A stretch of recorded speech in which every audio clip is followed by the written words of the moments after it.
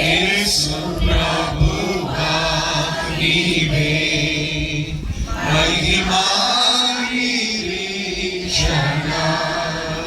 హల్లెలూయా హల్లెలూయా మహిమా నిరీక్షణ నీవే. హల్లెలూయా హల్లెలూయా మహిమా నిరీక్షణ నీవే.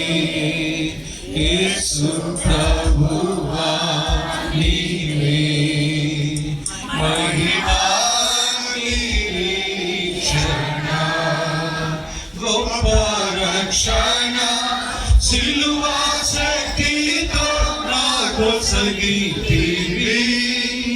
గొప్ప రక్షణ సిలువా శక్తితో నాకు సగితివి. నిరీక్షణ నీవే నిశ్చయము నిన్ను చూతును. యేసు ప్రభు జయహో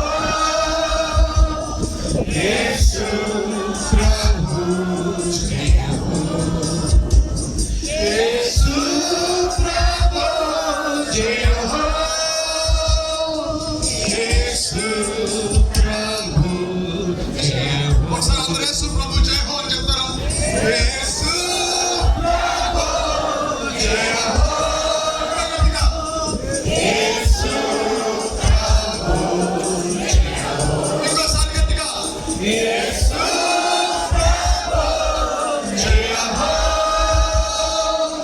యేసు ప్రభు జయహో. మళ్ళీ ఒకసారి గట్టిగా యేసు ప్రభు జయహో యేసు ప్రభు జయహో. ఎందుకంటే యేసు ప్రభువా నీవే మహిమా నిరీక్షణ. యేసు ప్రభువా నీవే మహిమా నిరీక్షణ. దేవుడు దేనికి శిల్పియు నిర్మాణకుడైనాడో పునాదులు గల పట్టణం కొరకు అబ్రహాము ఎదురు చూచుచుండెను. 13వ వచనము. వీరందరూ ఆ వాగ్దానముల ఫలము అనుభవింపకపోయినను దూరము నుండి చూచి వందనము చేసి తాము భూమి మీద పరదేశములో యాత్రికులమై ఉన్నామని ఒప్పుకొని విశ్వాసము గల వారై వృద్ధి నొందిరి.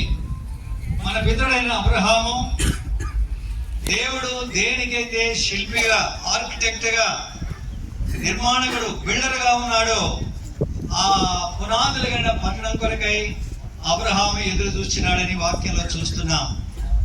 ఆ రీతిగాని దైవజనుడు మన ప్రియమైన సహోదరుడు సత్యనారాయణ గారు ఆయనకున్నటువంటి దర్శనము విషన్ ఏంటంటే అది డివైన్ విషన్. ఆయనకి భౌతికమైన దృష్టి లేదు, ఫిజికల్ ఐసైట్ లేదు, కానీ ఆయనకు డివైన్ సైట్ ఉన్నది. అంతేకాదు దూరదృష్టి ఉన్నది.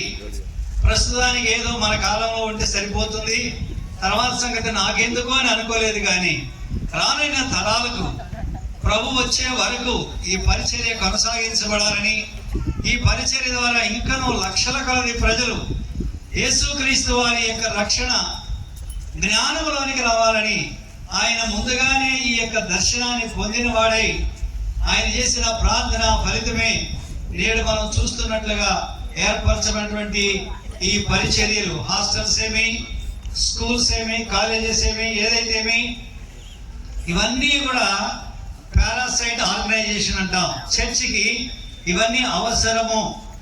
ఆత్మ సంబంధమైన పరిచర్యలతో పాటుగా భౌతికమైన పరిచర్యలు కూడా అవసరమై ఉన్నాయి. మరి విలియం బూత్ అనేటువంటి దైవజనుడు ఏం చెప్పా అంటే, ఒక చేతిలో సూప్ గంజి, మరొక చేతిలో శర్మన్ అంటే వాక్యము, స్వార్థ వాక్యం. ఆకలితో ఉన్న వారికి మొట్టమొదటిగా గంజి పోయాలి, ఆ తర్వాత వారికి స్వార్థ చెప్పాలి. ఈ దర్శనాన్ని అన్నగారు తన కుమారుడైన కిరణపాలకు ఆయన అందజేసినాడు. మరి అనేకులకు తెలియదు ఈ సత్యం. కేవలం మనం ఆత్మల రక్షణ అనుకుంటున్నాం, కానీ ఆత్మలు రక్షించబడడానికి ఆకలితో ఉన్న వారికి ఆహారం అందించాలనేటువంటి దర్శనము అనేకులకు లేదు. ఈ దర్శనాన్ని దేవుడు ఈ ప్రియులకు ఇచ్చిన దాన్ని బట్టి స్తుతులు చెల్లిస్తూ ఉన్నాం. ఈ పునాదిగల పట్టణాన్ని అబ్రహాము ఆయన యొక్క కుమారుడైన ఇస్సాకు మనవడైన యాకోబులు దూరము నుండి చూచి, దీన్ని ఏమంటామంటే టెలిస్కోపిక్ విజన్. టెలిస్కోపిక్ విజన్, దూరం ఉన్న వస్తువులను చూడడానికి మనకి టెలిస్కోప్ కావాలి.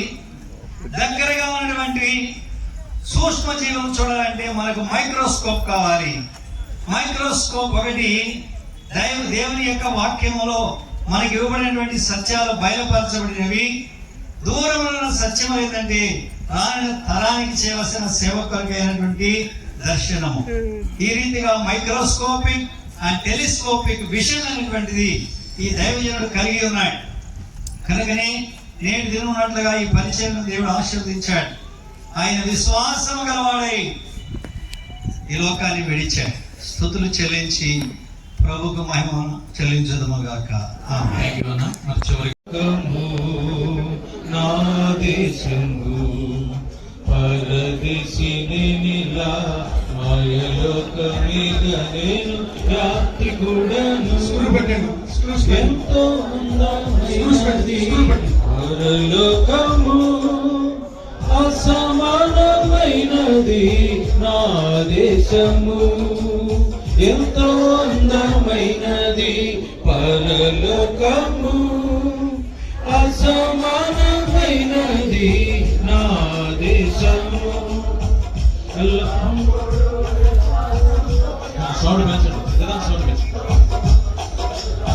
ఎల్లప్పుడు విశ్వాసంతో యాత్రను సాగిందును.